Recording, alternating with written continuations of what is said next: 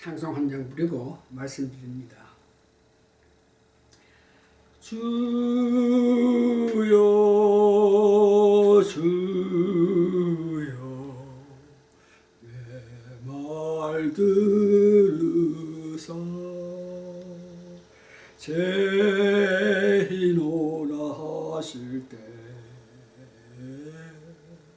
날 부르소서.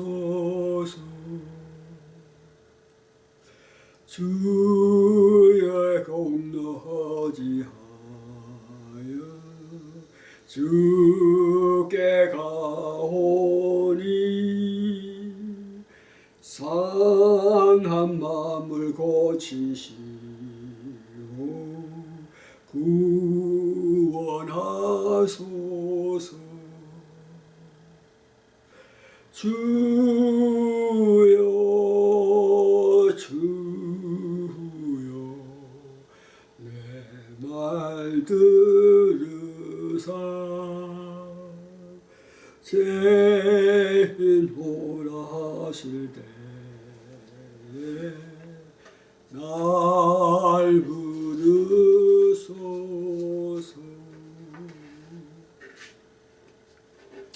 오늘 제목은 중생 환자와 성령 세례라는 제목으로 말씀을 전합니다. 주의 일을 능력적으로 할 수 있는 길은 중생 환자라도 성령의 세례를 오순절처럼 강하게 받아야 된다는 것입니다. 그래서 이 성경을 통해서 누가 중생 환자이고 중생한 그들이 사역을 하는데 그 사역의 한계와 성령 세례를 받은 후에 나타난 능력을 보면서 성령 세례를 삼하는 우리 모두가 되어야 되겠다는 그런 마음으로 오늘 말씀을 준비했습니다. 그래서 우선 중생에 대한 정의를 하고 성경에 누가 중생한 자인지 알아보겠습니다.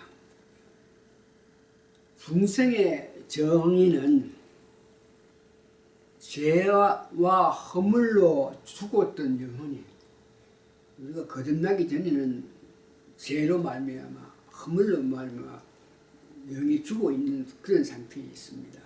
에베소 2장 1절에서 말하죠.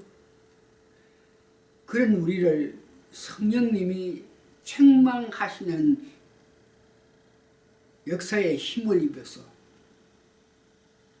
죽어 있는 우리 영혼에게 성령님이 그냥 두시지 않고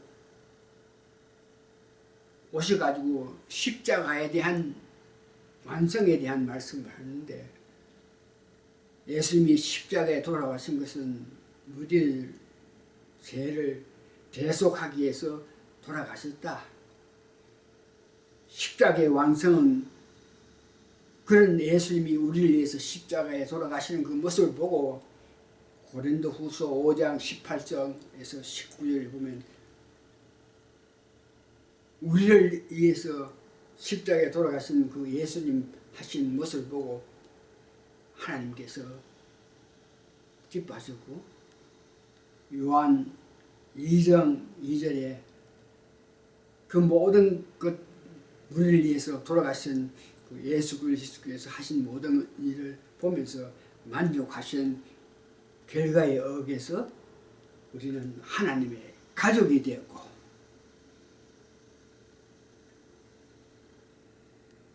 하나님의 가족으로 출생하였다. 요한복음 3장 3절에서 5절. 그래서 우리는 요한일서 5장 11절 12절 보면 영원한 하나님의 생명에 참여한 상태를 보고 중생이라 그럽니다.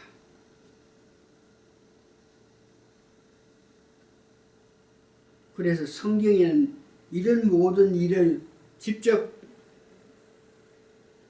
체험한 중생 환자에 대해서 말씀이 나오는데 12제자를 보겠습니다. 그들은 직접 예수님을 통해서 3년 6개월 동안 교육을 받았고 부활 후에 이 땅에 계시면서 40일 동안 보충 교육을 했습니다. 그래서 12제자들은 중생행자로 우리가 믿을 수 있는 것입니다. 사역을 하실 때에 제자들이 묻는 말에 구체적으로 설명해 주시는 예수님의 다정다감하신 모습을 봅니다. 그러므로 12제자는 다 중생했다는 것을 알 수 있습니다. 예수님께서 직접 12제자들에게 혹은 80, 70문도에게 복음을 전할 수 있는 능력과 귀신을 쫓아내고 병을 고치는 능력을 주어서 그들이 실제로 집행했습니다. 방금 제가 중생에 대한 정의를 보면서 그들이 직접 체험한 자이므로 중생 환자로 인정할 수 있는 것입니다. 베드로의 그 신앙 고백이 그들이 중생했다는 것을 인정합니다. 주는 그리스도시요 살아계신 하나님 아들이라는 것입니다. 그러면 두 번째 오늘 우리가 성경을 통해서 알아야 될 것은 중생했는 자들이 다시 말해서 12제자와 70문도들이 그들이 어떻게 사역을 했는지 그 모습을 보게 됩니다.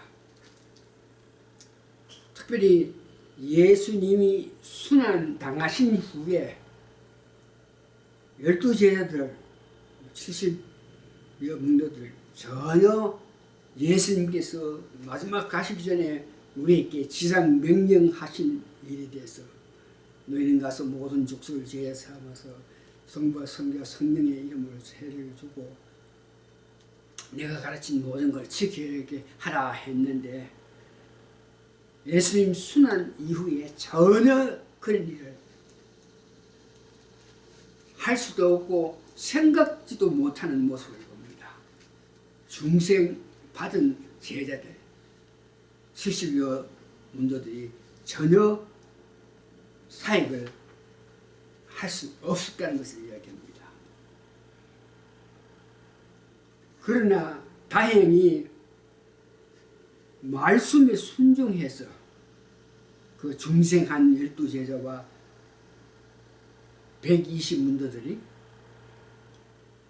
성령을 받기 전에 이곳을 떠나지 말고 전혀 기도에 힘쓰라 하신 그 말씀 사도행전 1장 8절 오직 성령이 임하면 권능을 받고 사역할 수 있으니까 성령을 받기 전에는 사역할 생각하지 말고 떠나지 말고 모여서 전심으로 기도하라 한 이 말씀에 순종했는 것이 중생한 12제자와 70여 문제들이 큰 일을 했다는 것을 볼 수 있습니다. 이와 같이 예수님 순환 당한 이후에 제자들은 아무 일도 할 수 없습니다. 두루버스로 모여서 앞으로 어떻게 해야 되는지 복음을 위해서 어떻게 해야 되는지 전혀 할 수 없고 떨면서 이렇게 지나고 있는 그 모습인데 세 번째는 성령 세례를 받은 후에 중생 환자들의 그 사역, 순교 정신으로 사역한 것을 알아보겠습니다.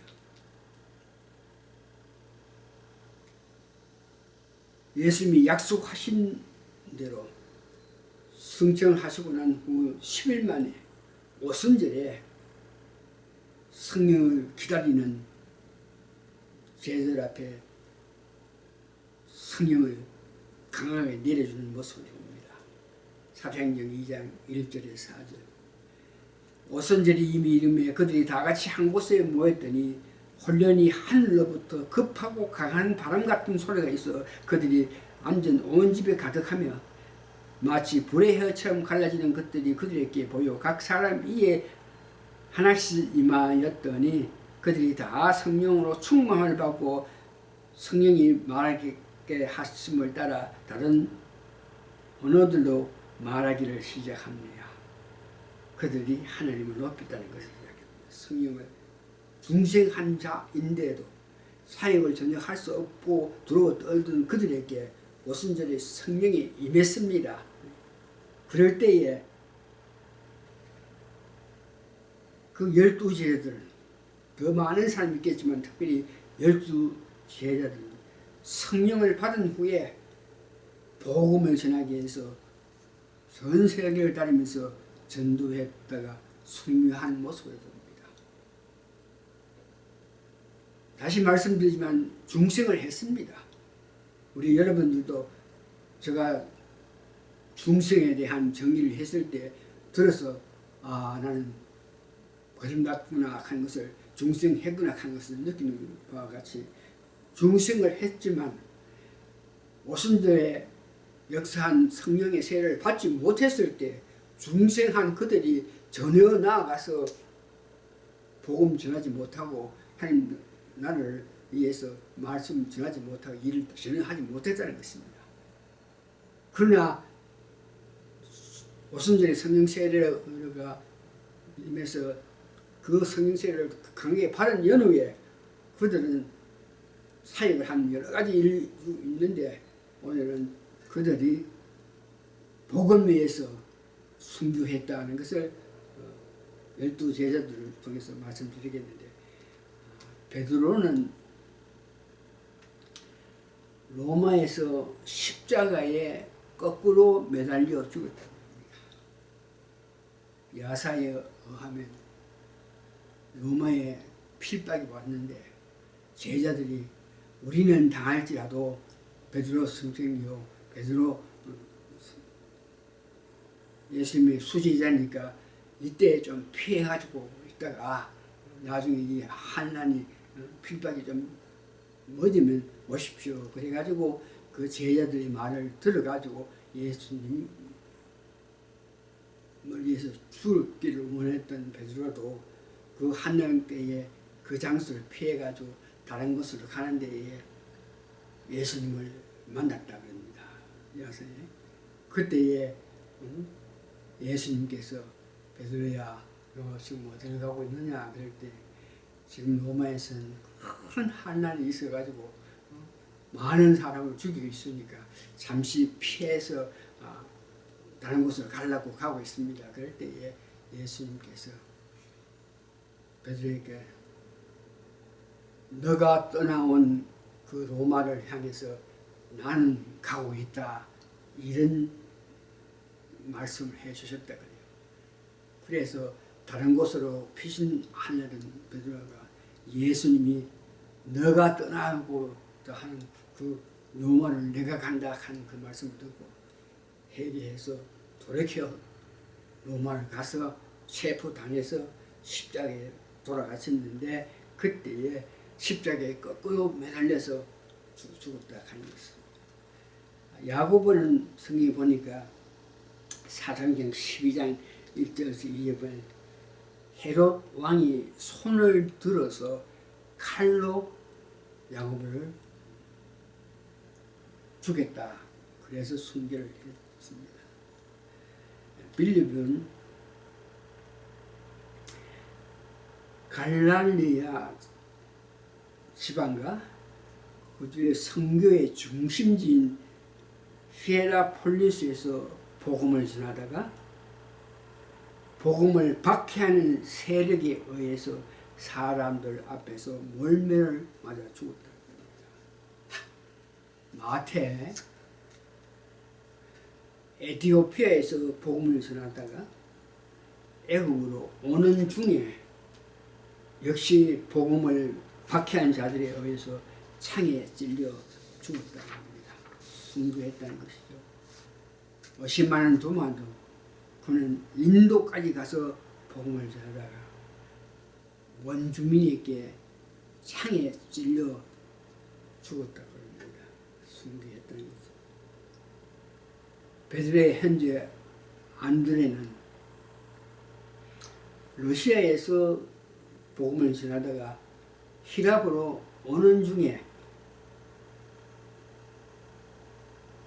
복음을 반대하는 자들에 의해서 잡혀가지고 십자가에 처형당했는데, 그가 십자가에 처형당할 때 그 십자가가 X형으로 된 십자가에 죽음을 당했다고 합니다.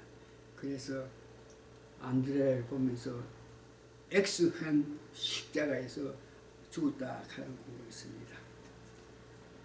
나머지 6사람 중에 요한은 100세가 되도록 죽지는 않았지만 에베소에 있을 때에 심한 고통으로 심한 압박으로 몸이 아주 성치 않아가지고 건강하지 않고 정말 제대로 걸지도 못하고 구름에 끌려 다니면서 하나님을 사랑하라. 내가 너희들에게 전할 말은 하나님 사랑하고 이웃 사랑하는 게 나의 복음의 전부다. 그러면서 사랑하기를 원했던 그 요한은 100세가 넘도록 그 아픈 몸으로 이끌면서 복음을 전하다가 아픈 몸으로 돌아갔고, 나머지 5명 중에 가룟 유다는 자기가 예수를 판 이후에 회개도 하지 않고 스스로 자책해 자살했고, 나머지 4명은 복음을 전하다 다 순교를 했다고 합니다. 말씀을 마칩니다. 거듭난 우리가 성령 세례를 다시 강하게 받아서 순교하라는 것이 아니고 적어도 주님 지상 명령을 수행하기 위해서는 성령 세례를 우리가 거듭났지만 중생했지만 교회에 봉사하고 있지만 교회 여러 가지 일을 하고 있겠지만 능력 있는 사역을 위해서 성령 세례를 12제자 500명 모인 중에서 120문도가 받은 그 성령 세례를 강하게 받아야 되겠다 하는 마음을 가지시는 여러분 되시기를 부탁합니다. 성령 세례를 받아야 되겠다 하는 것에 대해서 여러분들이 필요함을 마음 깊이 간직하실 때에 우리에게 길을 열어주시는 분은 하나님이십니다. 우리의 마음에 깊은 소망, 바람, 성령 세례에 대한 바람을 간직할 때에 예수님께서 길을 열어주신다 하는 것을 믿으시고 주의 일을, 주님의 주상명령을 실제로 우리가 잘 할 수 있게끔 너희는 가서 모든 족속을 제자 삼고 성부와 성자 성령으로 침례를 주고 내가 가르친 모든 것을 가르쳐 내가 분부한 모든 것을 가르쳐 그들로 하여금 지키게 하는 일에 적어도 앞장서 주는 여러분 되시기를 예수님 이름으로 축원합니다. 아멘. 오늘 이렇게 말씀을 마칩니다.